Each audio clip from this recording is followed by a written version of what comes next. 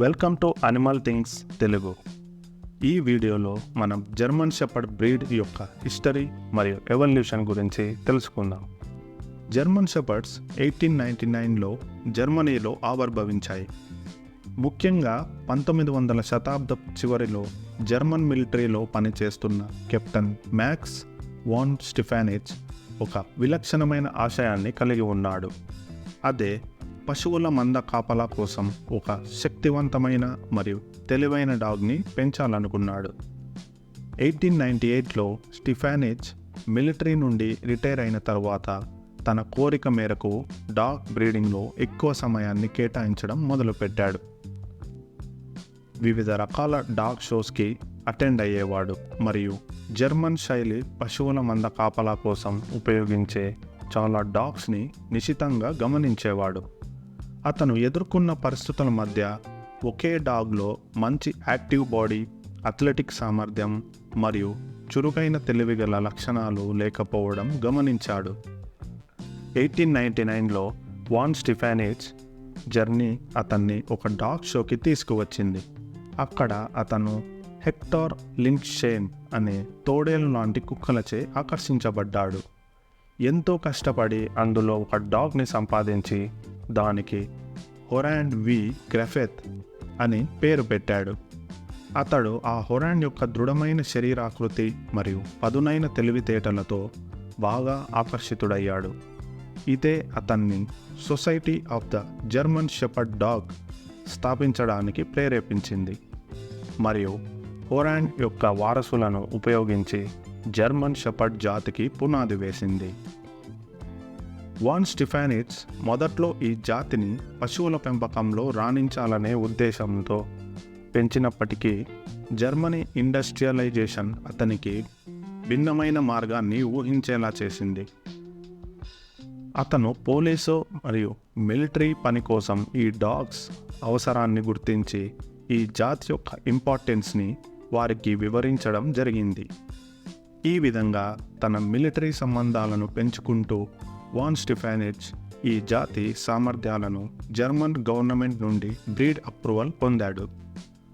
World war I సమయంలో German షెపర్డ్లు red cross dogs లాగా, messengers మరియు రెస్క్యూర్స్ లాగా, గార్డ్ డాగ్స్ లాగా మొత్తానికి ఒక ఆర్మీ సోల్జర్ లాంటి తమ సామర్థ్యాన్ని నిరూపించుకున్నాయి. మిత్ర రాజ్యాల సైనికులు ఈ డాగ్స్ ధైర్యాన్ని మరియు తెలివితేటలను మెచ్చుకోవడంతో ఈ జాతి యుద్ధ సమయంలో మరియు ఆ తర్వాత యునైటెడ్ స్టేట్స్లో అట్రాక్షన్ పొందింది. లాస్ ఏంజల్స్కు చెందిన ఒక అమెరికన్ కార్పొరల్ ఫ్రాన్స్లో యుద్ధ సమయంలో నాశనమైన కెన్నెల్ నుండి ఒక నవజాత కుక్కపిల్లని రక్షించాడు. రిన్ టిన్ టిన్ అని పేరు పెట్టబడిన ఈ కుక్కపిల్ల సినిమా సంచలనంగా మారింది. అనేక చిత్రాలలో నటించి అమెరికాలో ఈ జర్మన్ షెపర్డ్ బ్రీడ్ పాపులారిటీని పెంచింది. 1900 ప్రారంభంలో ఈ జాతి పట్ల ప్రపంచవ్యాప్త ఆసక్తి పెరగడం ప్రారంభమైంది మరియు జర్మన్ షెపర్డ్స్లో అమెరికన్ కెన్నెల్ క్లబ్ 1908లో రిజిస్టర్ చేసింది. అయితే వరల్డ్ వార్ యుద్ధ సమయంలో కొన్ని సవాళ్లు ఎదురయ్యాయి. ఈ బ్రీడ్ నేమ్లో జర్మనీ అనే పేరు ప్రజలకి శాపంలా తోచింది. అందుకే అమెరికన్ కెన్నెల్ క్లబ్ 1917లో ఈ జాతికి షెపర్డ్ డాగ్గా పేరు మార్చింది. ఇంగ్లాండ్లో ఇది ఆల్స్టేషియన్ వుల్ఫ్ డాగ్గా మారింది. కొద్ది సంవత్సరాలు గడిచాక యుద్ధం నుండి ప్రపంచం కోలుకున్న తరువాత జర్మన్ షెపర్డ్ డాగ్ అనే అసలు పేరు తిరిగి స్థాపించబడింది. కానీ యూరోప్లో మాత్రం ఇప్పటికీ ఈ డాగ్స్ని అల్సేషియన్ లేదా షెపర్డ్ డాగ్స్ అనే పిలుస్తారు. 1922 నాటికి ఈ జర్మన్ షెపర్డ్స్ బ్రీడింగ్ విపరీతంగా పెరగడంతో వాన్ స్టిఫానిచ్ కొన్ని టెంపర్మెంట్ ఇష్యూస్ మరియు డెంటల్ ప్రాబ్లమ్స్ వంటి కొన్ని అన్ఫేవరబుల్ లక్షణాలను గుర్తించాడు. అందుకోసం అతను డాగ్ బ్రీడింగ్లో ప్రత్యేక దృష్టి కేంద్రీకరించాడు. ఇంటెలిజెన్స్, టెంపర్మెంట్, అథ్లెటిజం మరియు ఓవరాల్ హెల్త్ని అసెస్ చేసిన తర్వాత బ్రీడింగ్ చేసేవాడు. ఈ విధంగా వాన్ స్టిఫానిచ్ ఈ జర్మన్ షెపర్డ్ డాగ్ బ్రీడ్ ఆవిర్భావంలో ముఖ్య పాత్ర పోషించాడు. అందుకే ఇతను father of the German shepherd dog. రెండవ ప్రపంచ యుద్ధం తర్వాత అమెరికన్ మరియు జర్మన్ బ్రీడ్ జర్మన్ షెపర్డ్ల మధ్య విభేదాలు పెరిగాయి. అమెరికన్ బ్రీడింగ్ షో మరియు అపీరెన్స్కి ప్రాధాన్యతనిస్తుంది. అయితే జర్మనీకి చెందిన జర్మన్ షెపర్డ్లు తమ వర్కింగ్ అబిలిటీస్లో స్థిరంగా ఉన్నాయి.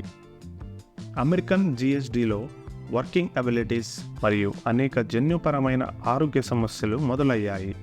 ఈ నేపథ్యంలో కొంతమంది అమెరికన్ డాగ్ బ్రీడర్స్ జర్మనీ నుండి కొన్ని వర్కింగ్ డాగ్స్ని ఇంపోర్ట్ చేసుకుని బ్రీడింగ్ చేసి ఈ జాతి యొక్క వర్కింగ్ ఎబిలిటీని మరియు ఇంటెలిజెన్స్ని తిరిగి ప్రవేశపెట్టారు.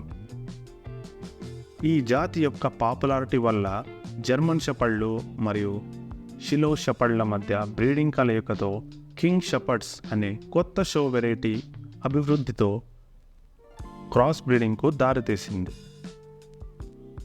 నిజానికి ఛాలెంజింగ్ క్లైమేట్స్లో పశువుల కాపలాకి పెంచబడిన ఈ German shepherds medium size double hair కోట్ను కలిగి ఉంటుంది. ఈ హెయిర్ కోటు వర్షం మరియు మంచుకు న్యాచురల్ షీల్డ్గా పనిచేస్తుంది. చెత్త మరియు ధూళి పేరుకోకుండా నిరోధిస్తుంది. ఈ డబుల్ హెయిర్ కోట్లో ఔటర్ లేయర్ చాలా దట్టమైన స్ట్రెయిట్ హెయిర్, అప్పుడప్పుడు వైరీ టెక్స్చర్ కూడా ఉంటుంది. German shepherd dog colours: black and cream, black and red, black and silver, black and tan, blue, grey colour, liver, sable colour and white colour. కానీ American kennel club white జిఎస్డిని కాంపిటీషన్స్కి ఆమోదించదు. ఈ జాతిని German షెడర్స్ అని ఎందుకు అంటారంటే సంవత్సరం పొడవునా స్థిరమైన షెడ్డింగ్ ఉంటుంది కాబట్టి. కానీ ముఖ్యంగా సంవత్సరానికి 2 షెడ్డింగ్స్ ఉండి తమ కొత్త హెయిర్ని రీగ్రో చేసుకుంటాయి. ఈరోజు మనం చూస్తున్న German shepherd dogs medium sized working dogs కేటగిరీకి చెందినవి. ఇవి 22 to 24 ఇంచెస్ ఆఫ్ హైట్ ఉంటాయి. వీటి బరువు 22 to 40 kg వరకు ఉంటాయి. వీటి లైఫ్ స్పాన్ 9 to 13 years. ఈ డాగ్స్కి స్ట్రీమ్లైన్డ్ బాడీ ఉండటం వల్ల మంచి బాడీ బ్యాలెన్స్తో ఏ డైరెక్షన్లో అయినా ఈజీ అండ్ ఫాస్ట్గా మూవ్ అవ్వగలవు. జర్మన్ షెపర్డ్ యొక్క ప్రోస్: ఇవి స్మార్ట్ అండ్ ట్రైనబుల్, అంటే ఇవి చాలా ఇంటెలిజెంట్ మరియు ఈజీగా ట్రైనింగ్ అవ్వగలవు. ఇవి లవింగ్ అండ్ లాయల్, ఇవి చాలా లవింగ్ మరియు ఓనర్ పట్ల చాలా నమ్మకాన్ని కనబరుస్తాయి. ఇవి చాలా వర్సటైల్, అంటే గార్డ్ డాగ్స్ మరియు పోలీస్ డాగ్స్ గాను, రెస్క్యూలోనూ మరియు ఇంట్లోనూ మంచి స్నేహపూర్వమైన డాగ్స్గా పెరుగుతాయి. జర్మన్ షెపర్డ్ యొక్క కాన్స్: ఇవి చాలా యాక్టివ్, అందుకే వీటికి ఎక్సర్సైజ్ చాలా అవసరం. వీటికి డబుల్ హెయిర్ కోట్ ఉండటం వల్ల ఫ్రీక్వెంట్గా హెయిర్ షెడ్డింగ్ అవుతూ ఉంటుంది. కొన్నిసార్లు ఈ డాగ్స్కి ట్రైనింగ్ ఇవ్వకపోతే అగ్రెసివ్గా తయారయ్యే ఛాన్స్ ఉంటుంది. ఇవి ఇతర పెట్స్తో అంత స్నేహాన్ని కనబరచవు. Thank you for watching. Please subscribe to Animal Things Telugu. Jai Hind.